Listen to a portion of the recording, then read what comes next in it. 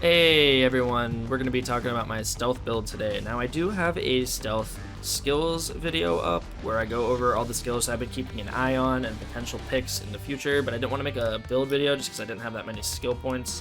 Now I have 18 out of 21, which means I only have 3 points to go, but I do know what I want to put my points into, so we're going to be running that. I think it's an appropriate time for a build video now that I know what I'm going to be putting my points into. So let's go over it real quick. I know a lot of people have been asking me about my stealth builds. Primary weapon is going to be SA-A144. This is to help you if things end up going loud. Really strong weapon. Really strong weapon. Highly recommend this just in case things ever do go loud. It'll get you out of a tough situation. Obviously not ideal if you're going to be doing a heist from the beginning because we don't have the skills to complement it. But if you're going to be running quiet, this is just really nice in case things end up screwing up near the end of the heist. It'll get you that last 10-20% you need to complete the heist and get you out of there. Pistol can be anything you want as long as it has a suppressor. Armor bag for survivability, flashbang for survivability, standard lining for movement speed, overkill weapon can be whatever you want, tool can be motion sensor or micro cam depending on what you prefer. Let's go over skills now. I like Infiltrator Aced and Quick Fingers. Now a lot of people are confused as to what Aced means whenever I say that, so let's go over that real quick. These perks in the far left column are the progenitor perks for each skill tree. So Infiltrator is basically the father skill for the entire Infiltrator tree. Only these skills, the father skills, can be aced, which means you can put 2 points into it instead of 1. And if you look over here on the right side of the screen, it has different functionality when aced. Now I really like to ace Infiltrator because it gives you rush whenever a guard begins to detect you, and that pairs very well with Quick Fingers. So if you start getting detected while lockpicking a door, it'll let you just immediately open the door, enter the room, shut the door, and then you're safe from the guard. You don't have to give up on the door just because a guard sees you. You can actually double down and just go ahead and get the door open, get to where you need to be. Super strong. I know Hacker is the strongest tree in this entire video, in this entire skill tree, but I actually take Infiltrator, Ace, and Quick Fingers before anything else, in my opinion. Now, Escapist, a lot of people say you should run Escapist. I am not that big a fan of Escapist. It is nice, it makes you feel faster, it makes you 10% faster, but I genuinely don't care about it. I don't think that it's worth replacing another skill. The only reason I have a point in it is because I actually do want the Swift skill, so I gotta level up the Escapist tree. Now, if you didn't know, you actually don't need a perk in the father. You don't need a point in the father skill to get the final one. So I can get speed aim right now without sharpshooter. Same thing applies here. I would take Swift instead of Escapist. The only reason I'm running Escapist right now is because I gotta level the Escapist tree up. Let's go over Grifter. If you are going to go unmasked, take this whole thing. Phenomenal tree if you're going unmasked. Now, this is a general use stealth build, so I pretty much always have these skills on. But if we get harder heists in the future, I might have to do some more specialization, so I'm going to take points out of Grifter if we're going to be masked up most of the time. We'll go over that here in a little bit, though. So Grifter lets you get rush off if you run near a civilian while unmasked. And this is going to kind of lead to some goofy things. So Walk the Walk lets you run around in private areas without getting detected by cameras as long as you have rush. So, just walk by an employee or something and then cameras won't be able to detect you in private areas. Social engineering. So this is the one a lot of people ask me about all the time. So if you've seen my Dirty Ice solo stealth on Overkill and I don't mask up for it, I can clear out the entire front lobby just in front of everybody's eyes, and it's because of social engineering. As long as you're looting or doing any kind of illegal action in front of civilians while you have rush, they will not call the police on you.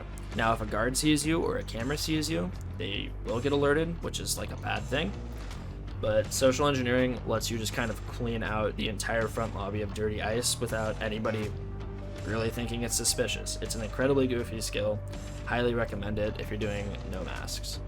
Open mic is strong even if you mask up. Being able to answer those radios faster is just a really invaluable skill because it lets you get an inconvenient guard kill out of a sight line of other guards pretty quickly. So being able to answer radios, that's a plus. I'd take this regardless.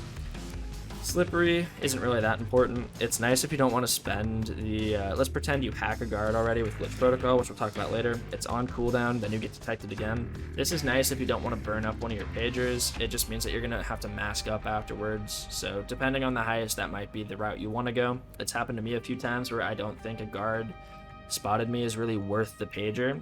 Maybe it's just like a guard I'm not going to be running into a lot for the rest of the heist. I'm not gonna kill him and then waste the pager on him. I'm just gonna let him arrest me and then uncuff myself. Hacker tree, strongest tree in the game, without a doubt. You want to get hacker aced for 2 run times. Now run times will let you use secure loop 2 times. So secure loop lets you look at a camera, you hack into the camera, and then you make it friendly so it can't detect you anymore. Being able to do this to 2 cameras because of Hacker Aced is incredibly strong and lets you lock down large areas of the map without having to use a pager for the camera guard. I rarely kill camera guards now simply because Secure Loop is so strong, and having that extra pager to use on patrolling guards that are way more of a threat to you it makes a big difference in these heists. So having Hacker Aced with Secure Loop is great. Don't get me wrong, Routed Ping is also great, but I just think Secure Loop is stronger, so I'm going to use both my runtimes on this, making Routed Ping kind of pointless in my opinion. Appliance Breach, also kind of pointless. There hasn't been that many use cases. Maybe if you could hack it, maybe if the line of sight for it would be like longer. It just seems so short.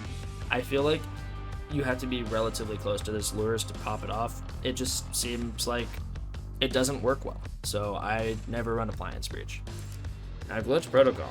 This is the strongest skill in the entirety of the game. It lets you stun guards. So if you're in a private area and you get detected, you're going to start getting escorted out of there by the guard. Now, you can just use Glitch Protocol to hack his radio, and he will literally forget all about you, and you can just go about your day as if he never detected you in the first place. Now, it does have a cooldown of 60 seconds, and you can do this in secure areas as well. But in secure areas, they're not going to completely forget about you. They're going to start a search. But it's better than being arrested most of the time. So Glitch Protocol, incredibly strong skill. Signal Catch, not really that big of a deal. If you have to use this on a guard because you think it's too risky to get the body out of there already, then it's probably already too late. That body's probably going to be seen. Besides, radios have a really generous time period between killing the guard and needing to answer them, so Signal Catch just seems like a waste of a point in my opinion. Now, Strategist is really strong because it lets the marks last longer and it lets you mark additional targets. Really strong. I recommend acing this if you have the points to spare, just because having more information is great. And I really like CQC Specialist, not because of this base perk, but because of soft assets and pinpolar. Being able to move hostages, 10 or human shields, I guess, 10% faster, which is 5% for each, is really strong for things like Touch the Sky when you gotta move Mason, No Rest for the Wicked when you need to move the bank manager, or like Dirty Ice when you gotta move the vault security employee lady. Really strong skills for that, but it's also just great in case you end up getting spotted by a civ and you gotta move them really quick. It's just a very convenient thing, being able to move those human shields faster. Now, I have 3 more points, so let's talk about what I'm going to put those into. I think I will put it into cover up, just in case I see an opportunity where I know I want to remove a guard. So sometimes it will be worth to purposely target a guard instead of just only killing them when you get detected, because you know that they're going to be a very important guard in the future. Cover up will be good for that, simply because it answers the radio while you're taking them out. It lets you deal with that and move the body out of there quicker, because if you don't know, you cannot move while answering a pager. So being able to do it while you take them down is just a nice addition. I'll probably put a point in here. And then other than that, I would probably put a point in Manipulator, just so I can tie up civilians faster. And after that, probably just Escapist. It's not something I really prioritize. It's probably where I'm going to put my last point, but probably just Escapist. Hey, so kind of forgot to talk about what you can do with the Grifter tree if they're not going to be used in every heist. So here's a use case, for example. So 99 boxes, touch the sky, and under the surface, you spend more than 50% of the heist masked up. Sometimes you'll spend the entirety of the heist masked up. You don't really have unmasked options there, so these skills are kind of pointless. So what you could do is, we'll see when we get future skill trees, which we are going to be getting. We're going to be getting future skill trees, what we're going to take instead of Grifter. But for right now, especially for group play, you could do hybrid so that if things do go loud, you can have higher survivability. So things like the tank tree, lets you have 2 additional charges in your armor bag, so that's really great for survivability if things end up going loud.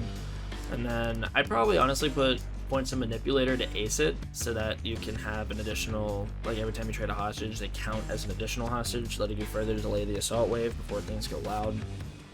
But yeah, I could go over these possibilities for a while. We will make a loud build sometime soon, so I'm not going to go over all these, but I'm just saying, if you're planning on doing a heist where you know you're going to be maxed out for the majority of the time, take points out of Grifter and allocate them somewhere else. Alright, back to the video.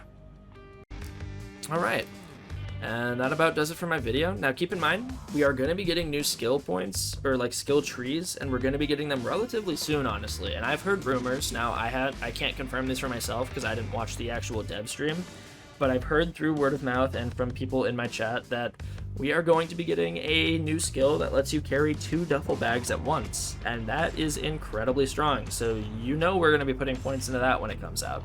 So just keep an eye out. These skills will probably be changing when we do get more skill trees. But until then, this is what I'm going to be using for the majority of my stealth runs. Thank you for watching the video. Hope you learned a thing or two. Hopefully it was helpful. And you guys have a great day. Peace.